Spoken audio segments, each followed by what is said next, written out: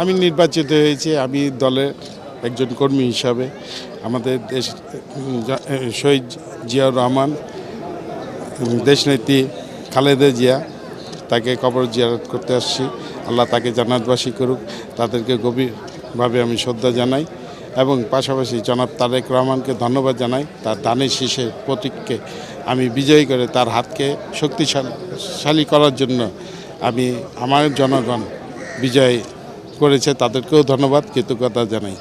আমি আইন শৃঙ্খলা ব্যাপারে আমরা প্রশাসনের সাথে বসেছি, পাশাপাশি আমার শ্রমিক দল যারা আছে এবং আমার ওয়ার্ডে যারা বেকার আছে 100 লোককে আমি কর্মসংস্থার ভলেন্টিয়ার হিসাবে কাজে লাগিয়েছি যানজটের জন্য।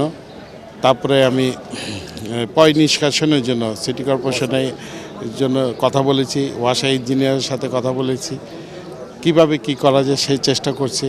সন্ত্রাসমুক্ত, চাঁদামুক্ত ব্যবসায়ীরা কীভাবে ভালো থাকতে পারে সেইগুলো নিয়ে মিটিং করছি। আমার কাজ থেমে না, আমি পর্যায়ক্রমে একটা পর একটা করে যাচ্ছি।